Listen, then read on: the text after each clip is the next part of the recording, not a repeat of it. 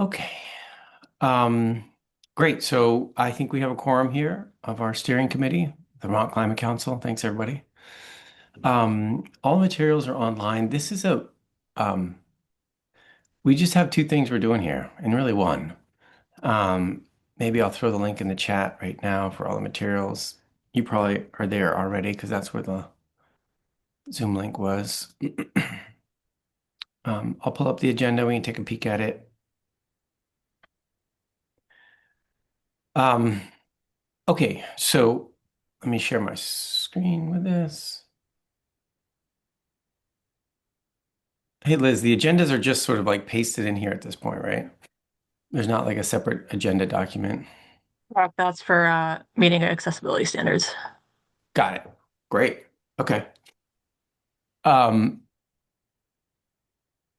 so we have our like housekeeping things to do and approve minutes. And then our entire meeting is just about thinking what we want to have happen in the June Climate Council meetings and or if there's something else further forward we want to put the wheels in motion for.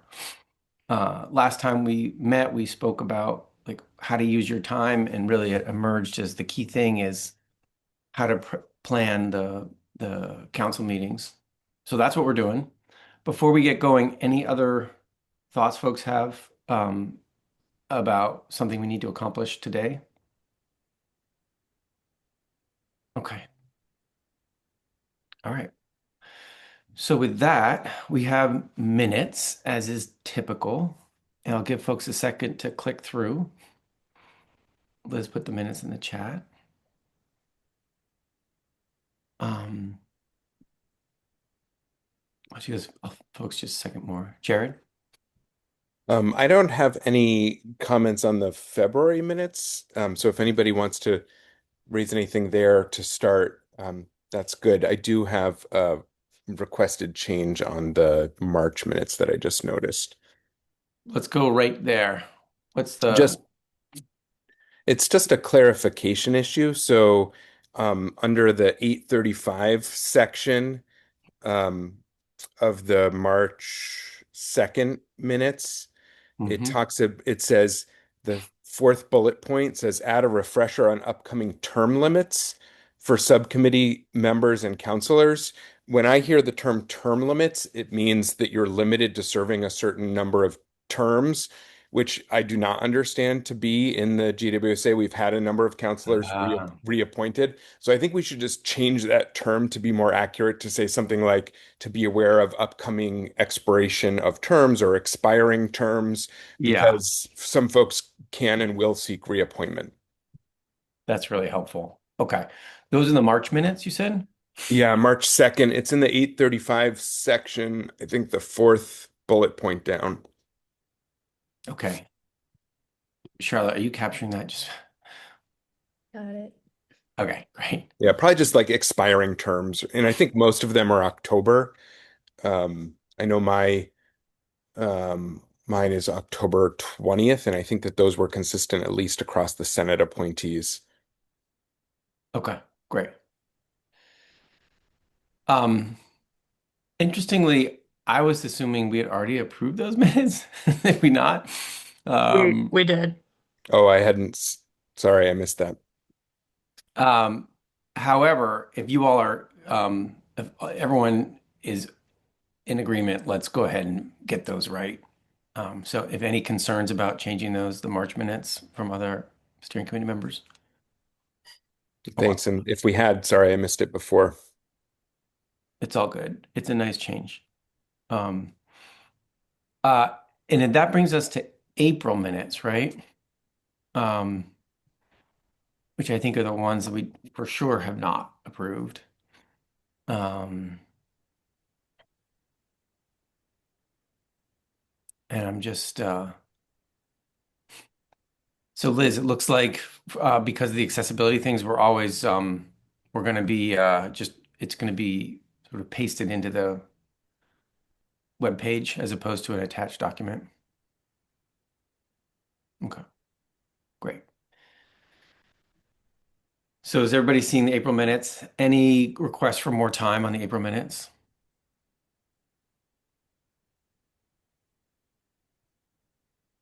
Okay. Any concerns with the April minutes? Okay. And they're quite helpful for us today, right? Because they're like, this is what y'all want to do. Okay. Great. All right. Well, let's consider those approved. And thanks. And Jared, we'll make that change on the March minutes. Okay. Well, with that spirit, June meeting. Let's talk about what you would like to see. I believe in a previous version of this time we met, we talked about June being an opportunity um, uh, to talk about what happened in the legislative session that's relevant for the climate action plan. So I believe that was one thing you had said previously you'd want. Maybe I'll just turn it over to you all. Like, what would you like out of the June meeting? What would be a great June meeting of the full council? Let's just start that conversation. Any thoughts? Yeah, Joey. Um, well, yeah, an update on the legislative, any changes that would be relevant for folks. That seems a great place to start. And then also just maybe not to put more work on the Climate Action Office, but I know like that we were just participating in the US Climate Alliance, event. So just wondering like what other states might be doing, if there's any update there. And then also potentially just what's happening in the Climate Action Office in terms of like what's the work that they're doing so that we can think about how our efforts interrelate. So just like maybe more of like a update across the board. And I also don't know if part of that is like knowing that the Climate Action Office is working closely with the treasurer on the resilience implementation strategy, just sort of like an update on what's happening in Vermont on these efforts broadly. Some more Thanks, Joey. thoughts. Okay, great. Chris, good morning. Hey, good morning, y'all.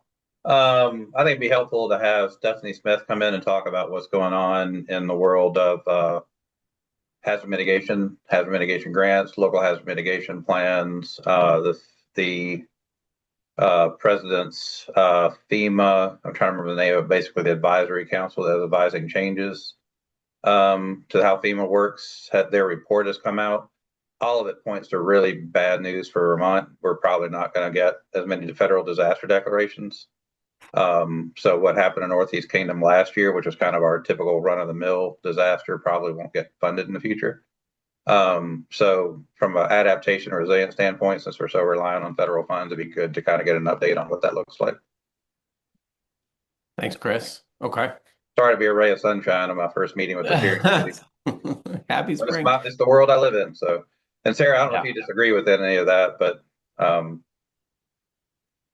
No, I think that would be a helpful update as we work to understand what that FEMA Action Council means for Vermont. And obviously, everything federal continues to evolve constantly.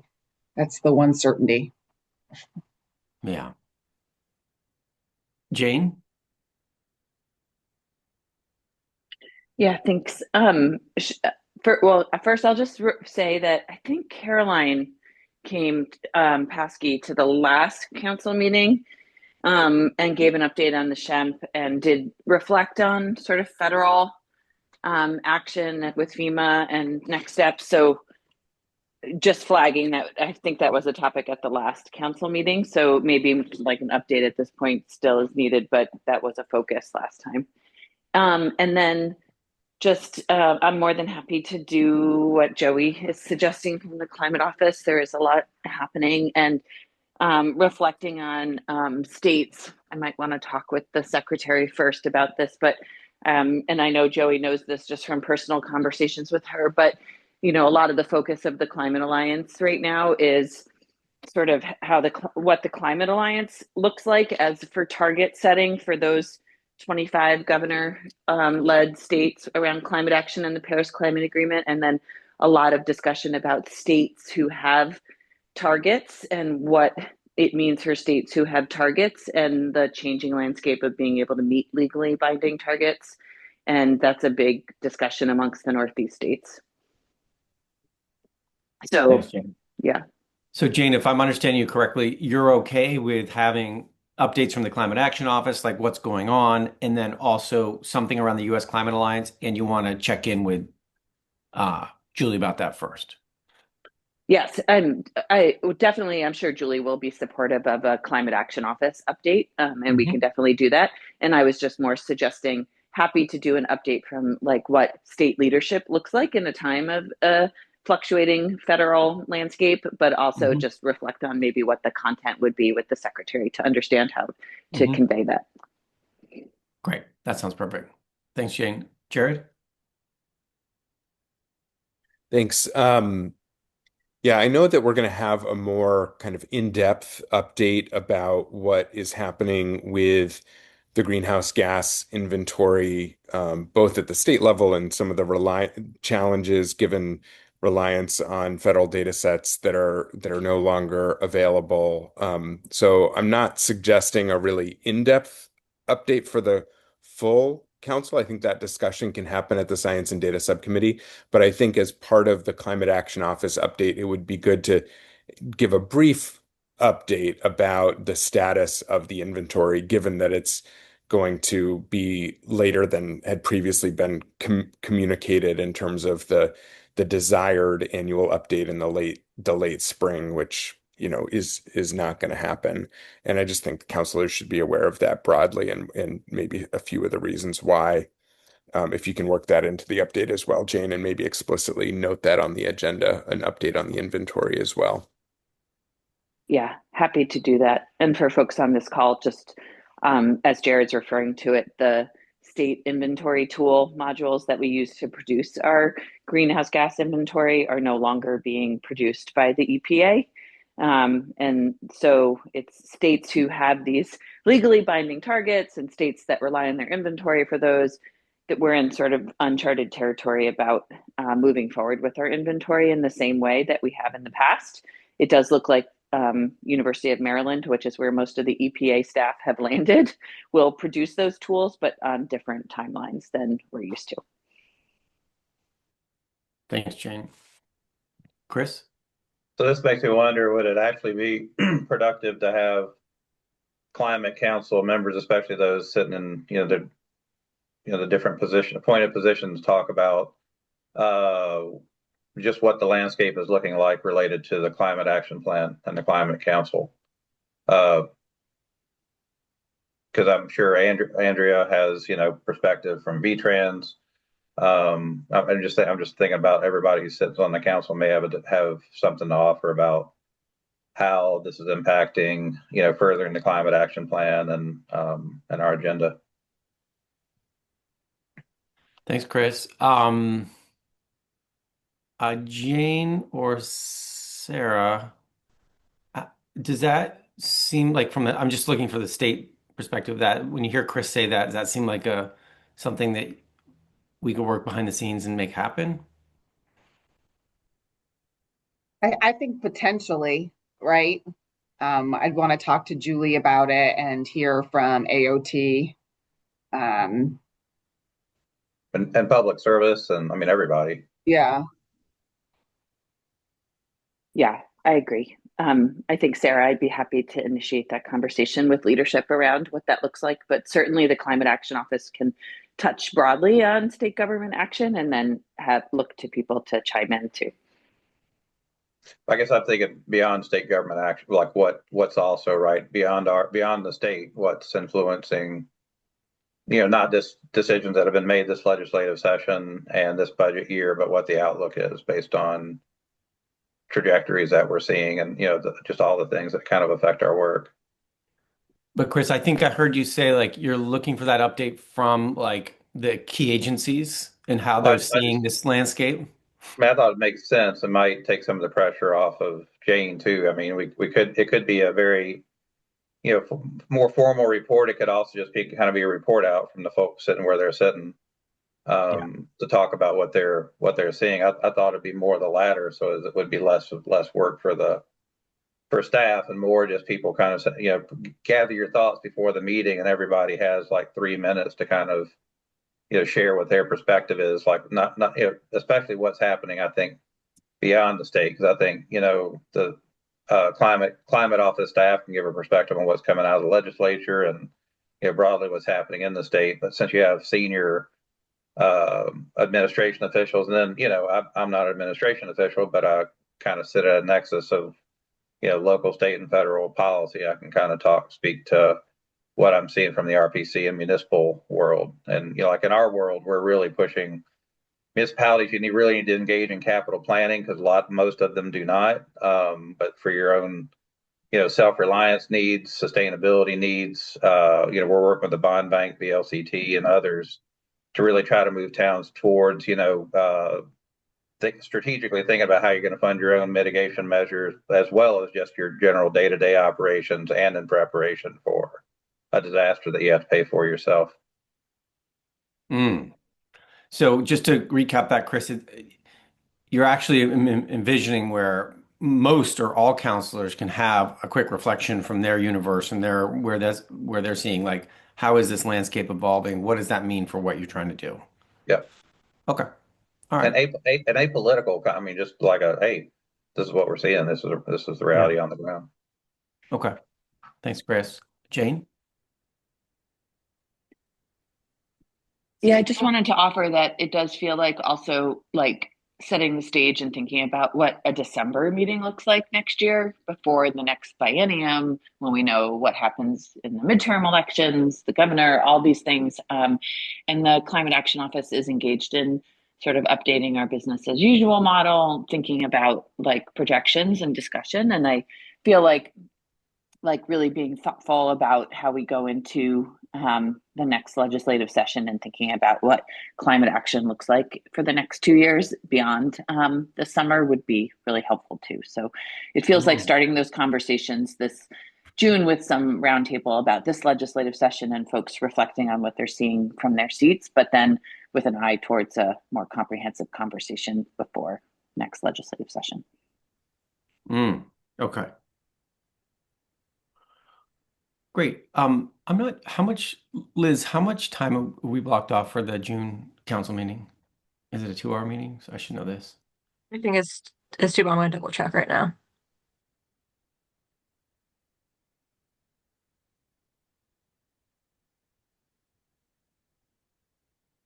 Yeah, 2 hour, 1 to 3 on May 22nd, or June 22nd, excuse me. Okay. And we will have one more meeting of the steering committee before then. So what Liz and I can go back and make a little agenda based on this conversation for a nice 2-hour meeting. And Jane and Liz can start the process internally to prep up folks if we'd like to have, and I see Andrea's on the call right now too. I don't know if you heard your name mentioned, Andrea, earlier.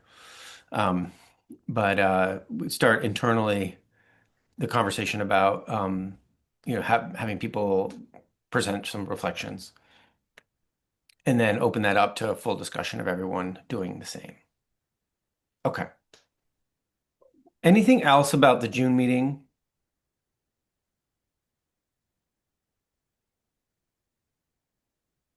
Okay.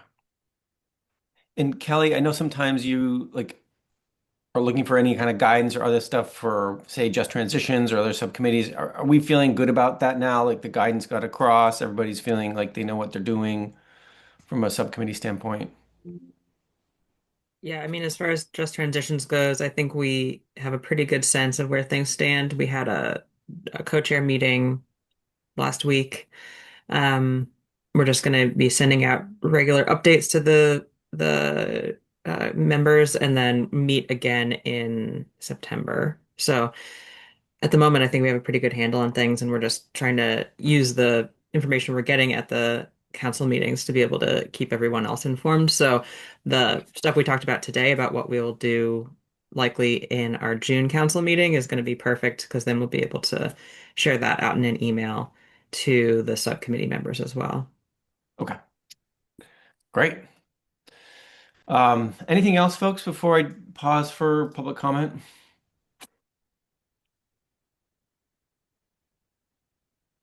Okay. This is a good time if you've been joining our meeting and you'd like to make a comment. The floor is open. We'll give a sec. Matthew, go ahead, please. Greetings and thank you for that important information. Yeah, just to give you guys this on your radars that on the federal scale at least, we need to keep an eye out for the gutting of the Clean Air Act, of the nation. As you know, President Trump is letting corporations bypass a very important certain law for an exemption for 2 years. So basically, our air is going to get a lot worse until before it gets better. Before we get back to making sure we're protecting our air, but pretty much something that that needs to be on everybody's radar is what the federal government doing about the Clean Air Act, because that's something that I think Vermont's already doing to protect itself. But on the federal side, they're gutting that important system. It's just it's just a corporation handover, of yeah. I'm just letting everybody know on that to make sure that if that does come to Vermont, we need to be proactive and reactive to that so we're not actually doing more harm to our state, but also to our constituents that live here. Thank you. Thanks, Matthew. And that perhaps can be some of the context setting in the June meeting as well. These kinds of changes are happening in the federal level. Okay. All right. Steering committee members, anything else before we wind up? Okay. I think we have one more meeting before June. We'll come back to that meeting with an actual agenda. We can review that agenda and make sure we're hitting the mark. Sound good? Yeah, All right. the June meeting is when? Sorry. 22nd, I think. Okay. Yeah, Monday, June 22nd, 1 p.m., 1 to 3. Sorry, I meant this next steering committee meeting. Oh, steering committee meeting. I don't know. Liz, do you know when it is? It's June 1st. Yes, June 1st. There it is. Okay, I'm taking my brother to a medical appointment, so I'll have to miss that one. Sorry about that. Okay. The materials will be posted with the agenda and everything. So if you have a thought on the agenda, just shoot a note. Will All do. right. Okay. Thanks, everyone. Happy Have a great spring. week. Happy spring. Take care. Bye. Bye.